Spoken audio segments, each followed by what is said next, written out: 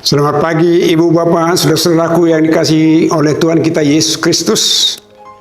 Firman Tuhan kepada kita, menyapa kita untuk kita renungkan sepanjang hari ini. Tertulis dalam surat Galatia pasal 3 ayat yang ke-11. Tidak ada orang yang dibenarkan di hadapan Allah karena melakukan hukum Taurat. Karena orang benar akan hidup oleh iman. Saudara-saudara, pada saat ini kalau kita melihat begitu banyak viral di YouTube, di televisi, perdebatan dengan masalah hukum. Hampir semua sepakat mengatakan tegakkan hukum. Hukum itu jangan tajam ke bawah, tumpul ke atas. Wah, ini tuntutan luar biasa terhadap hukum.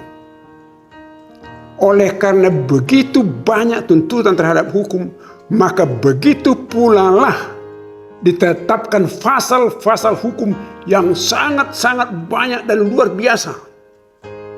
Bahkan saya kira, ini menurut dugaan saya, mudah-mudahan tidak benar, dugaan saya, seorang pun ahli hukum yang paling canggih, yang paling pintar di dunia ini pasti belum menguasai seluruhnya hukum yang ada di dunia ini. Apa akibatnya? Kalau orang itu dibenarkan menurut hukum Taurat, akibatnya adalah dia menjadi hakim bagi orang lain. Ini yang menjadi berbahaya kepada kita. Karena menganggap dia yang benar, orang yang salah, maka dia menjadi hakim bagi orang lain. Dalam kehidupan kita sebagai orang yang percaya kepada Kristus, itu yang ditekankan oleh Rasul Paulus dalam renungan kita pada pagi hari ini. Tidak ada orang dibenarkan di hadapan Allah karena melakukan hukum Taurat.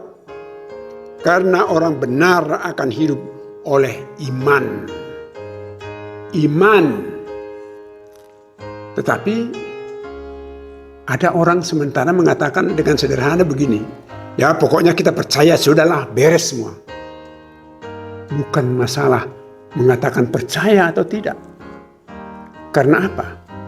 Karena iman itu juga tanpa perbuatan adalah mati. Oleh karena itu bagaimana saudara-saudara? Nah, iman itu yang paling penting menguasai hati dan jiwa kita. Iman itu yang paling utama menuntun kita apa yang harus kita lakukan. Bahwa kita percaya kepada Kristus. Kita percaya kepada Allah.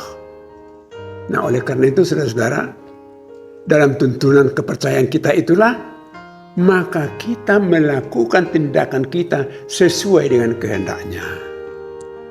Nah, di sini orang-orang yang beriman itu dibenarkan. Dia melakukan segala tindakannya karena dia percaya kepada Tuhan. Pertama dan yang paling utama ditekankan oleh Tuhan Yesus adalah kasih.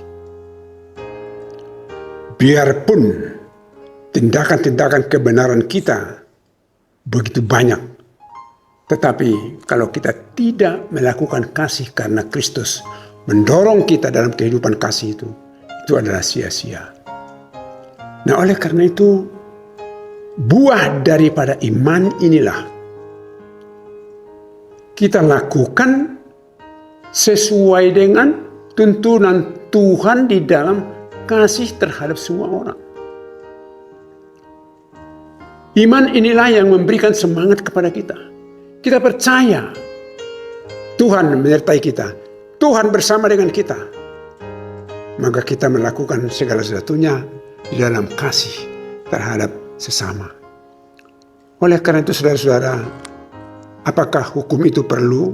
Hukum itu perlu. Tetapi hukum itu tidak menjadi jaminan bagi orang bahwa dia adalah orang beriman. Bisa saja dia menegakkan 100 pasal daripada hukum itu, tetapi dia tidak ada hidup di dalam kasih. Bisa saja dia meletakkan hukum itu menjadi satu kekuatan untuk menghakimi orang lain, bahkan sampai membunuh orang lain, berani membubarkan ibadah orang lain karena ada hukum yang dia miliki, karena ada hukum yang dia tahu dalam agamanya, maka dia membubarkan ibadah orang lain, dia membunuh orang lain. Apakah itu kebenaran? Tidak, saudara-saudara. Berarti dia hanya mengandalkan undang-undang yang tertulis yang dia ketahui. Tetapi di dalam kehidupan kita adalah mengandalkan iman. Kita percaya kepada Tuhan, maka kita melakukan segala sesuatunya di dalam kasih menurut kehendak daripada Tuhan. Itulah hukum yang terutama. Hukum yang terutama, Tuhan Yesus mengatakan, kasihilah Tuhan Allah dan kasihilah sesama manusia. Itu hukum yang terutama. Jadi hukum yang terutama bukan lagi hukum Taurat yang pertama, yang kedua, yang ketiga, yang keempat, yang kelima, yang keenam. Tidak. Tuhan Yesus telah membuat satu kesimpulan yang sangat sederhana. Tetapi sungguh-sungguh dengan sepenuh hati harus kita lakukan. Mengasihi Tuhan Allah dan mengasihi sesama manusia. Oleh karena itu, buah daripada iman kita adalah mengasihi semuanya, mengasihi sesama, mengasihi Tuhan Allah dan mengasihi sesama manusia. Tuhan menguatkan kita. Amin. Kita berdoa. Terima kasih ya Tuhan yang telah mengingatkan kami pada hari ini bahwa hukum itu adalah penting tetapi bukan menjadi ukuran pembenaran kehidupan kami. Karena ukuran itu adalah bagaimana kami beriman, percaya kepadamu dan melakukan apa yang Tuhan kehendaki bagi kami. Oleh karena itu, tuntun kami dan berikan kekuatan sungguh-sungguh melalui Roh-Mu yang kudus, agar kami senantiasa hidup beriman dan hidup di dalam kasih terhadap sesama dan terhadap semua orang.